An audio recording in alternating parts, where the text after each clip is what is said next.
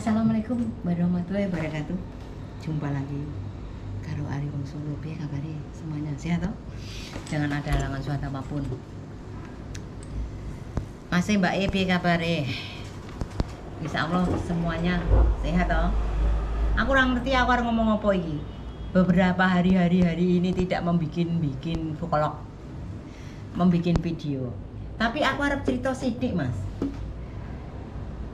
Cerita pengalaman, cerita masa hobi, kesenangan. Kesenangan saya itu naik gunung mas, naik gunung turun gunung.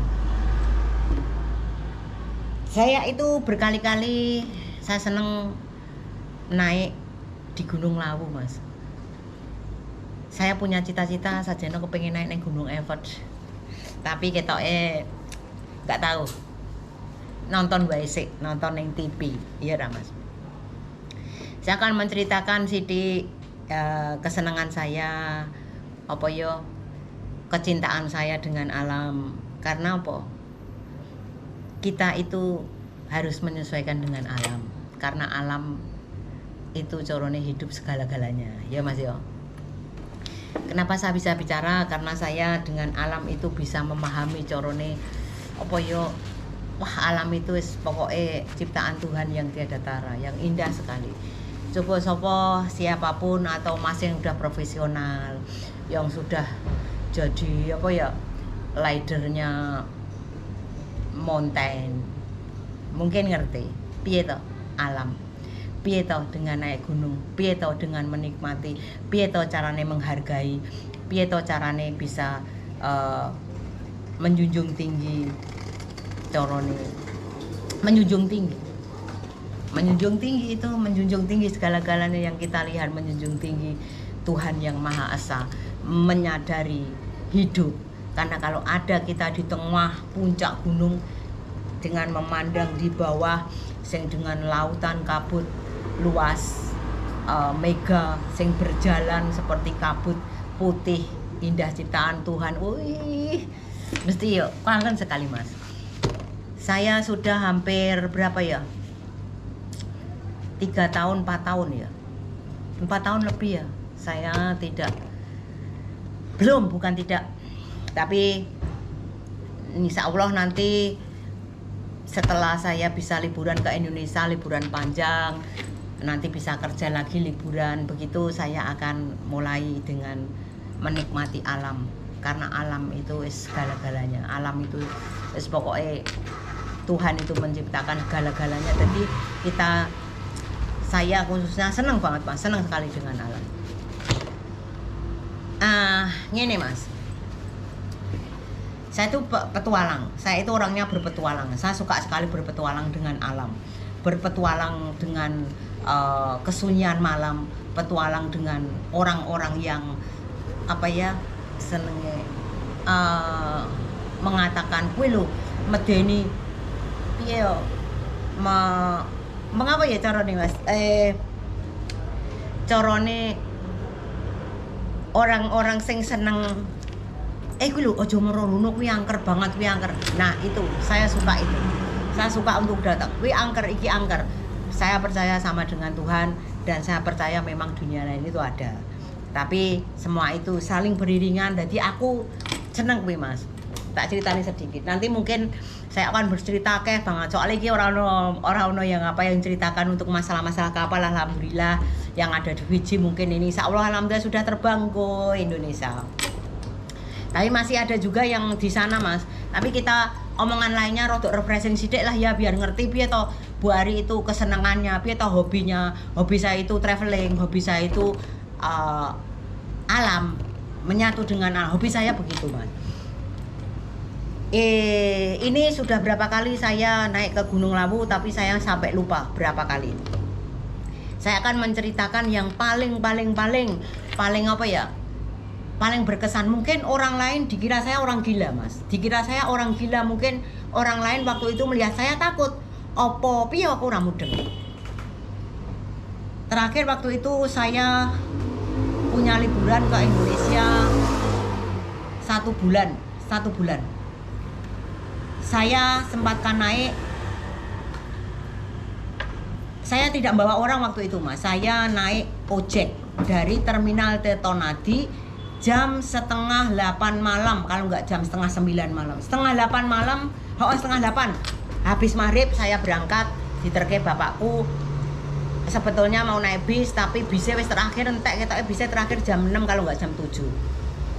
Terus saya naik ojek Mas. Saya naik ojek dari Terminal Tirtonadi, dari Kretek Tirtonadi ke Tawangmangu, nggak tahu bayarnya berapa, lupa saya. Singkat cerita, saya sampai di Tawangmangu itu kalau nggak salah jam 8, kalau nggak jam 8, jam setengah 9-an. Aku mesak nih Mas. Jadi waktu itu saya ingat terus, tapi dengan nominal saya nggak ngerti. Yang penting saya tak bayar bolak-balik Mas. Jadi munggah medok we tak bayar. Saya naik sampai diantar sampai ke Grojogan Sewu, sampai ke Cemoro Kandang. Bukan itu. Sampai ke Cemoro Kandang ya, sampai di Cemoro Kandang. Karena waktu itu saya mau ke Prenggondani. Sampai jam 8 kalau setengah 9 saya di pos. Aku ngomong Mas Balio. Loh, Mbak ora ditunggu. Nggih mboten, sampeyan nunggu kula ya mumet. Mang Bali niki bayari. Wani sampeyan ora apa-apa. Dia dari Tawangmangu jam 8 kalau enggak setengah 9, dari Cemoro Kandang kalau enggak. Pokoknya saya mau ke Prenggondani. Pos Prenggondani di bawah. Waktu itu saya udah berkali-kali di situ Mas, wis suwe dari zaman enom aku wis senengane ngono kuwi, terus seneng. Saya seneng sekali dengan petualangan itu. Saya bawa baterai cilik Mas, bawa baterai cilik sekali. Aku wis nggawa biasalah orangnya alhamdulillah nggak pernah takut dengan apapun. Paribasane memang kalau kita harus mati ya mati ya wae lah. Yang penting kita punya pendirian bahwa semua itu ada di tangan Tuhan dan kita tetap berusaha. Kuwi sistemku. Sampai di situ ada orang pos nunggu. Loh, siapa? Mbak Aryo? Oh iya Pak, aku Mbak. Kok ngendi Mbak iki saka omah aku arep munggah. Loh, karo sapa dhewe? Nulis registrasi no Mas. Nulis registrasi udah itu masuk pos. Sama ngerti kan rambut saya panjang. Kalau saya setiap malam berjalan sendiri di tengah hutan dimanapun, aku ora tahu rambutku tak kucir Mas. Selalu saya biarkan. Omong iki wantine wong Jawa omonge. Nah, terus singkat cerita saya naik ke atas dhewe Mas. Dari bawah Prenggondani naik ke atas kira-kira jam 9, kalau jam 9 punjul sithik saya naik ke atas Prenggondani. Prenggondani itu perjalanan nggak lama, soalnya nggak begitu jauh Mas. Dari Prenggondani di tengah jalan Mas, kowe ngerti dhewe kan wong bengi, jam 09.00 bengi dhewe, wong wedok ora ono apa-apane. Kalau saya insyaallah karena saya tidak merasakan sendiri, mesti ono kancane. Yo ngerti dhewe lah Mas, jadine saya itu selalu ngomong untuk siapapun. Jadi jangan pernah takut dengan apapun, takutlah dengan Tuhan. Karena dimanapun kamu berada, neng diwai kamu selalu kita itu ada yang menemani. Yo jenenge kakang kawa adi-adi, sedulure wedok, itu selalu kita. Ya carane Rokep karo Ngatip kuwi lah, yang carane wong Jawa sedulure wedok. Saya selalu itu. Karena saya punya diri saya sendiri, wong Jawa kuwi ya Jawane dienggo selalu saya bawa Jawane. Terus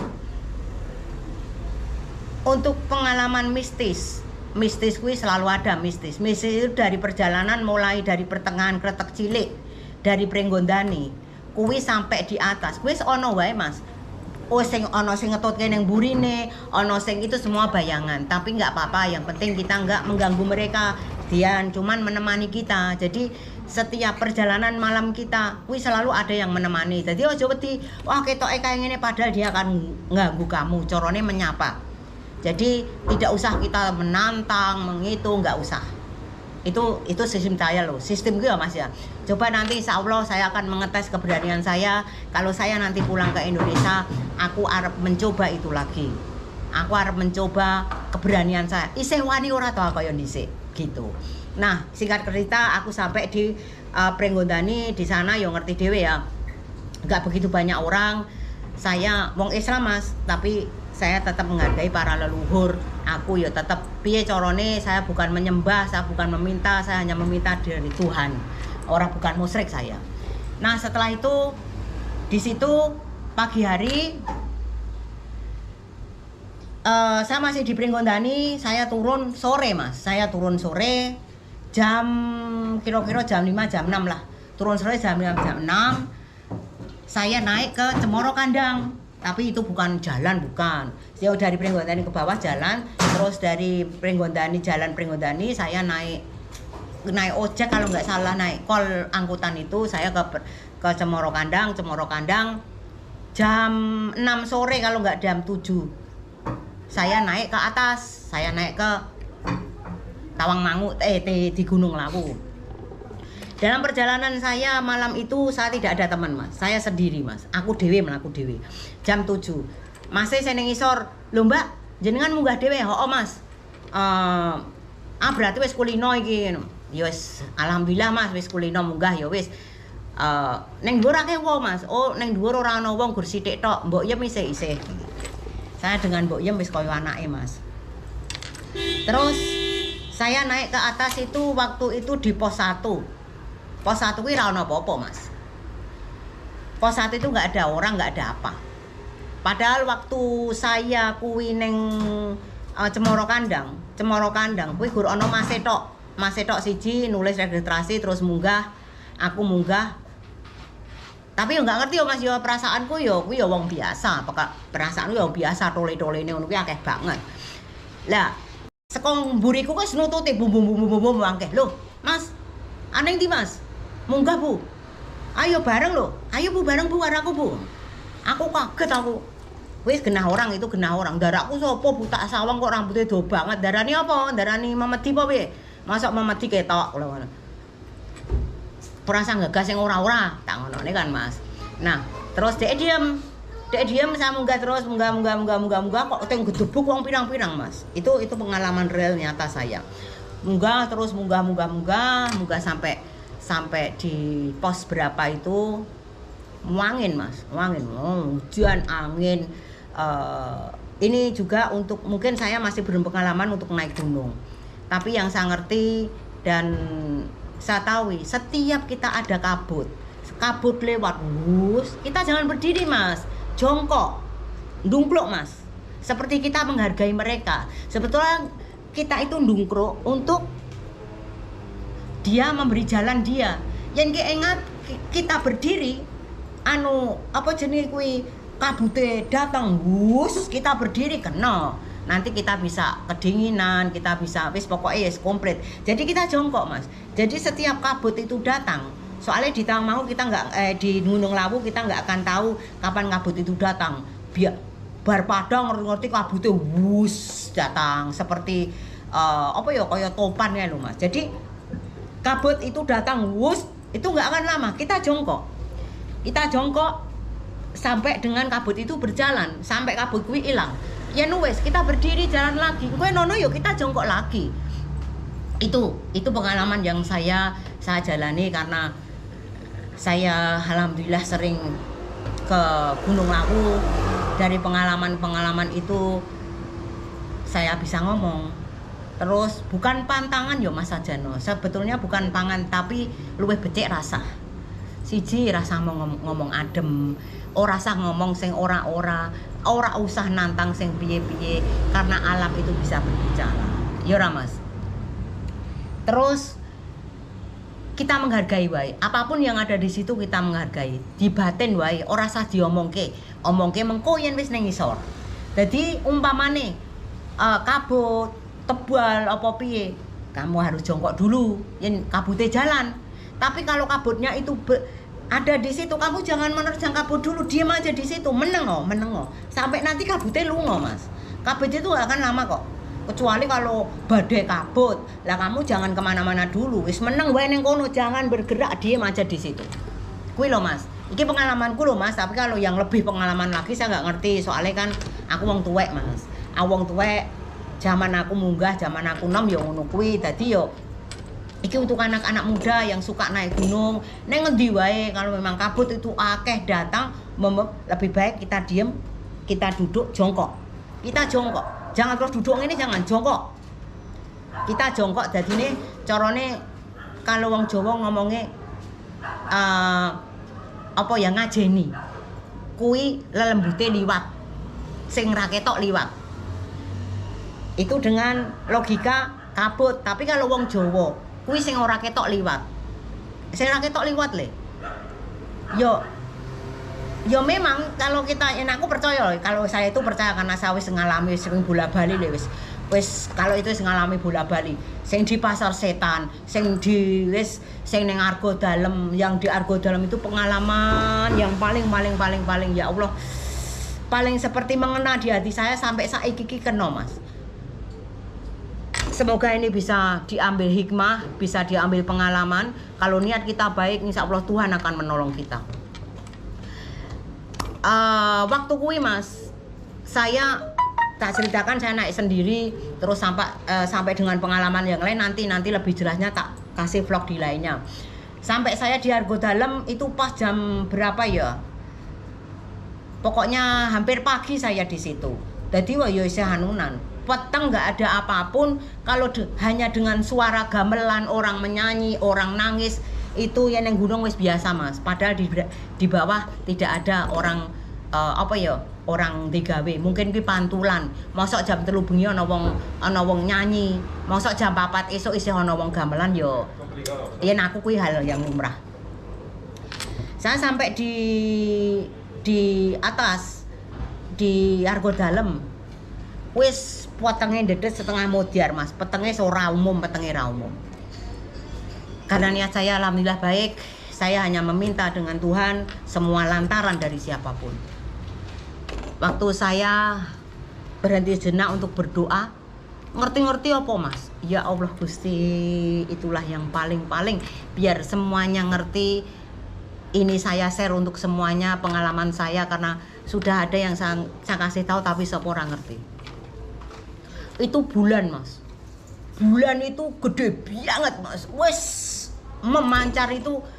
Setelah saya lihat di atas plak bulannya langsung seperti itulah, seperti inilah pengalaman saya. Mungkin insya Allah nanti ada orang lain yang juga mendapatkan itu di Argo Dalem, karena semua adalah lantaran dari Eyang Lawu, Argo Dalem yang ada di Gunung Lawu, dan semuanya dari Tuhan,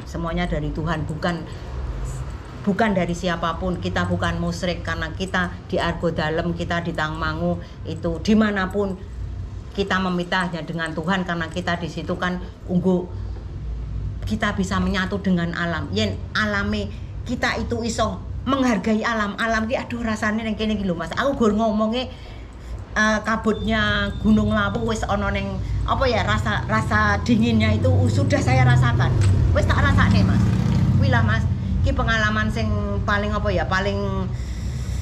dalam hidup saya tidak akan saya lupakan. Ingat terus itu waktu itu.